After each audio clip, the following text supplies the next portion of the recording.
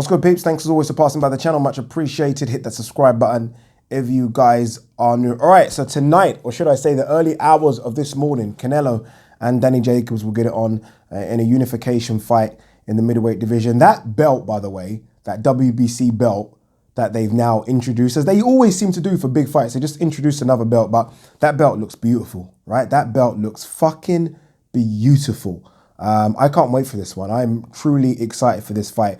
There hasn't been much to excite us boxing fans in 2019, right? So far, it has been pretty much crap, if I'm honest with you. And I don't foresee anything else being made. I don't think any of the fights that we want to see will be made. So I can't see Tevin Farmer, Gervonta Davis, for example. We're definitely going to see Spence Crawford. We definitely going to see Joshua versus Fury or Wilder.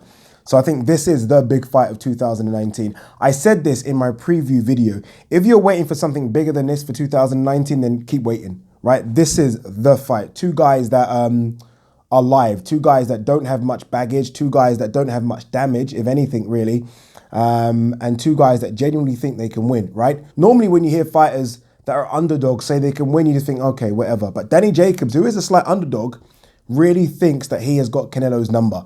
And I do favor Canelo slightly, but Danny Jacobs is a very, very live underdog. Both look in fantastic condition. I mean, fantastic condition, right? Canelo always seems to look good right now, especially at 160.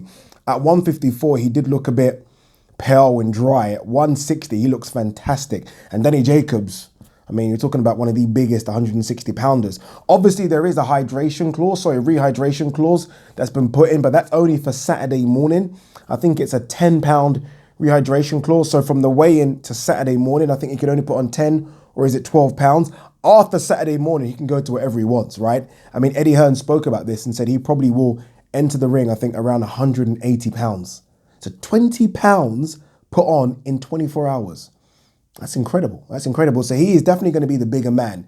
I hope he doesn't come in too big where he then becomes a bit sluggish, because I think his movement and speed is what's key to this fight. If he comes in sluggish and just tries to trade with Canelo, then he could be put to sleep, you know. He could be put to sleep. He does go down. Danny Jacobs has been put down, not just by Dimitri Pirog. I think Sergio Mora put him down as well when he was clowning. So Canelo can put him down. And Canelo, it doesn't look like anyone can put a dent in Canelo, right? I mean, Golovkin hit that motherfucker with everything, and this guy barely buckled. So for those people that are saying that Jacobs can knock him out, I hope so, but I don't know. I don't know, and he might need to knock him out or knock him down to win. I mean, we all talk about the judges favoring Canelo. That's not going to change, right? That's not going to somehow change because Danny Jacobs has got Eddie Hearn and Matchroom behind him. Doesn't matter. I mean, you sign a $365 million deal with Dazn, you better win, right? You better win. You dare not lose, right? You dare not lose. That push was interesting. Definitely a bit out of character for both, right? I mean, it's been amicable so far. Yeah, there's been the odd stare down, but it's been amicable between two people that are quite respectful. And all of a sudden, we get a push and a shove. The promoters didn't seem unhappy. I mean, Oscar De La Hoya was smiling from ear to ear, and so was Eddie Hearn, right? I mean, it's funny because, and look, I'm not saying that was pre-orchestrated, but actually I am saying it was pre-orchestrated. It definitely was. The DAZN bigwigs need this fight to do numbers. There's no two ways about it. This fight has to do numbers. And I mean very, very good numbers. If this was on regular HBO, this would probably do 950 to 1 million pay-per-view buys. It really would. Canelo seems to have that kind of push just by himself. And I think a lot of people genuinely think this is a good fight. So this would do 1 million, I think, pay-per-view buys if it was on regular HBO and they were charging, I don't know, $89.95, right? I read that DAZN expects to have 1 million signups based on Canelo versus Jacobs, Joshua's debut, and GGG. So, right, those three, they're all fighting kind of back to back. They expect just those three fights to have 1 million signups, right?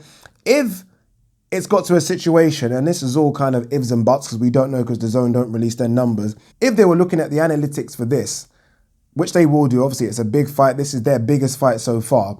And this has only so far generated 400,000 signups, then they're not going to be too happy, right? There are some guys that will sign up on impulse, right? So I don't know, an hour before the fight, they'll probably just sign up and get the fight. But a lot of people that would have signed up to watch this fight would have signed up already, right? They would have signed up to Dazn maybe 3 or 4 weeks ago, or maybe even when the fight was mentioned. If they're looking at the analytics, and this has only done 400,000, there's no two ways that they wouldn't have had a word with Eddie Hearn and Oscar De La Hoya and said, look, this isn't doing exactly what we wanted to do. Maybe have a word with your fighters to maybe try and sell it a bit more, right? It's been pretty nice so far. And a lot of people don't like nice when it comes to boxing matches. A lot of people want to see a bit of animosity. We know that Eddie Hearn has done this before, right? Dillian Whyte, Derek Chisora won. Eddie Hearn told Derek Chisora, you need to sell this fight. 5 minutes later, Derek Chisora flipped the table. We know that story. That's fact, right? That happened. So I wouldn't be surprised if Eddie Hearn went into the ear of Danny Jacobs and said, you know what? You might need to, I don't know, maybe just push his head, maybe shove him a bit. And Oscar went to Canelo and said, hey, I can't speak Mexican, but you might need to do the same thing, right? Just shove him a bit, right? That alone, just that push, for those people that are on the fence and thinking, I don't know if I want to buy it, those are the ones they're looking for, right? And those people will say, fuck me, I'm buying that now. Did you see that? That's how it works. 100%, that's how it works. That weigh-in was seen, I saw the figure this morning. I think that weigh-in was seen, and this is by not just Dazn, this is by all the YouTubers, everyone that kind of posted it, by something like 4 million people. 4 million people saw that weigh-in, and a lot of those people would be guys that are kind of and ahhing about buying it, right? A lot of people have been and ahhing about signing up to Dazn. Just that alone might tip them over the edge where they're like, sign up. And I can see Dazn bigwigs smiling from ear to ear thinking, that's just what we needed.